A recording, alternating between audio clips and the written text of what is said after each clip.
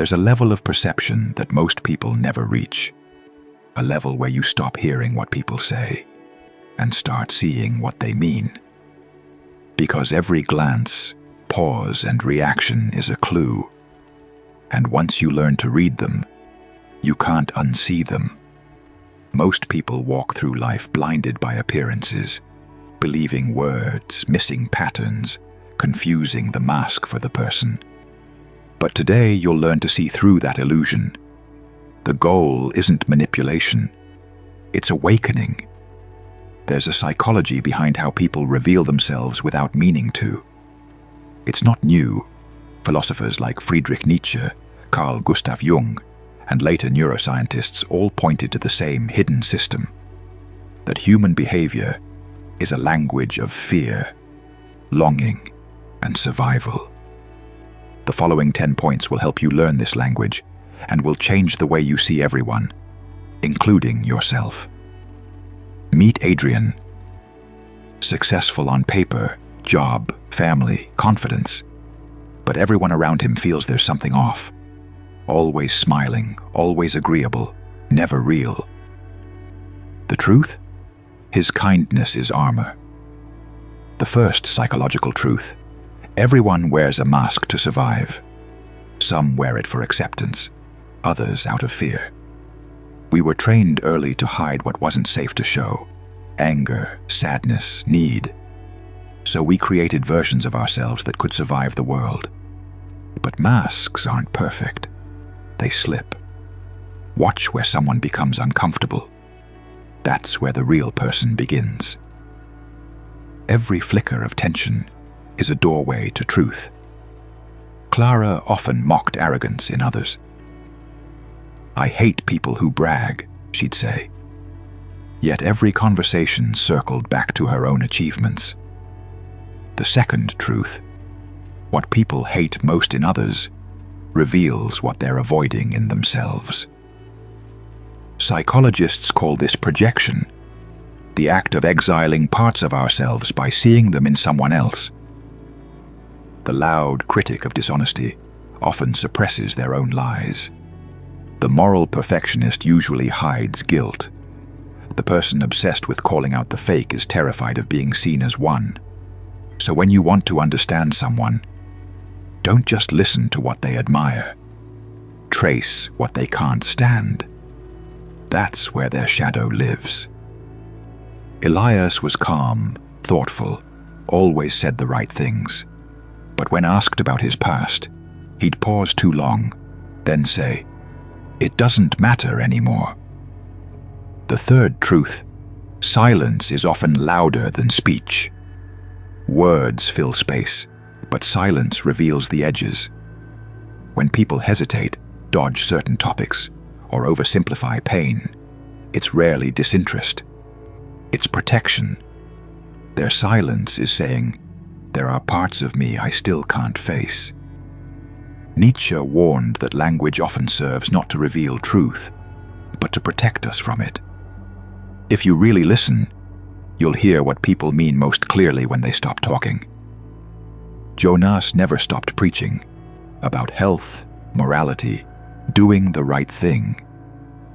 He measured others by how closely they followed his standards. The fourth truth: excessive virtue often hides vanity. When someone loudly declares their purity or righteousness, it's rarely about goodness, it's about superiority. The louder the virtue signal, the more fragile the truth beneath it. Real morality doesn't need a stage.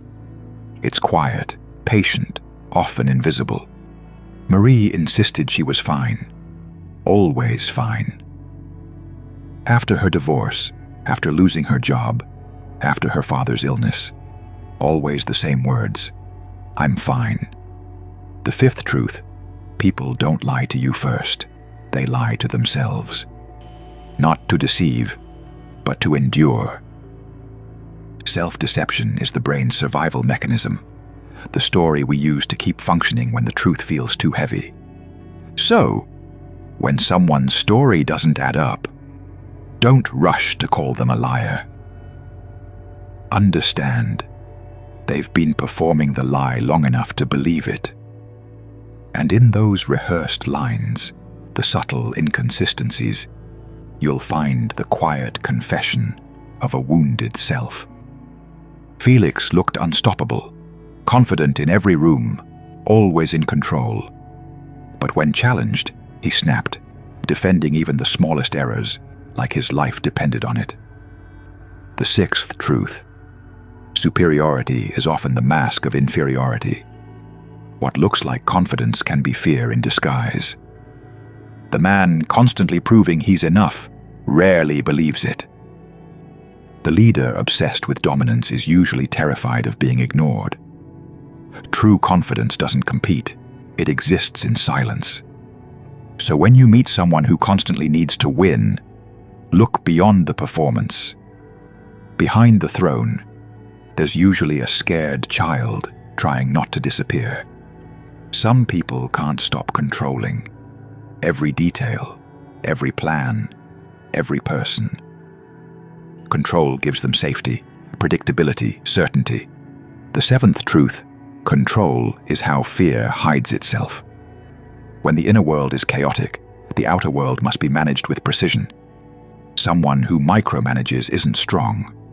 They're terrified that if they loosen their grip, everything will collapse.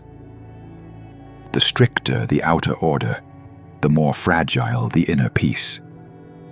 And when you see this clearly, something shifts. You stop mistaking control for power. You start seeing it for what it is: a plea for safety. Scroll through social media. Perfection everywhere. Smiles, abs, success. But what looks like confidence often comes from loneliness. The eighth truth: the louder the performance, the emptier the core. Those who constantly perform crave recognition, not because they're proud, but because they're scared to be forgotten. They believe they must be spectacular to be loved. Nietzsche once said the self is a performance stitched together to survive. The proof is everywhere. People turning their lives into shows just to prove they still exist. But real wholeness doesn't need witnesses. It just is. Sophia never felt heard as a child. She learned that staying quiet avoided conflict. Now, as an adult, she apologizes for existing. Every message starts with, "Sorry." The ninth truth: people repeat childhood, not logic. Most behave not from rational choice, but from the scripts they learned when they were small.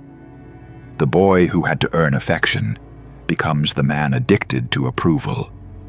The girl who was punished for speaking her truth becomes the woman who hides her opinion. Psychology calls this repetition compulsion, the unconscious recreation of familiar pain. So when someone's behavior seems irrational, remember, it isn't random. It's a memory playing in real time.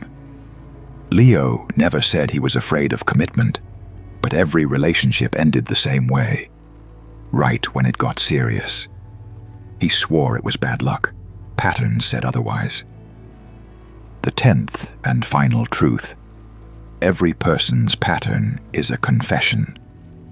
People reveal what they fear not through words, but through repetition. The friend who vanishes when emotions rise. The colleague who overworks to avoid stillness. The charmer who flirts with everyone, but connects with no one. These aren't habits. They're messages. This is how I stay safe. This is what hurt me before. This is what I can't risk again. Once you learn to read patterns, you stop taking things personally. You realize that most actions aren't about you. They're about pain rehearsed over years. You've probably started noticing it by now. A shift, the way someone laughs too long, the pause before they answer, the flash of discomfort when the subject cuts too close. You're not reading minds, you're reading masks. Seeing others doesn't give you power, it gives you compassion. Because once you recognize the fear behind anger, the sadness behind arrogance, or the shame behind coldness, judgment dissolves. The truth is, people aren't hiding from you. They're hiding from themselves.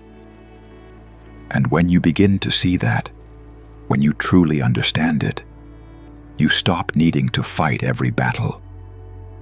You start listening with your eyes. That's when perception turns into wisdom. So take this into your world. Observe, don't analyze. Notice, don't diagnose. Pick one small pattern around you and simply watch it for 14 days. No fixing, no judging, just quiet seeing. Because the moment you learn to read others clearly, you begin to read yourself. And when that happens, you'll never look at people the same way again. If you've reached this point, it means something in you refuses to stay blind. That's rare. Remember, it's not about learning to read people. It's about becoming someone who can't be fooled by masks, starting with your own. Because true clarity isn't about seeing others, it's about finally seeing yourself.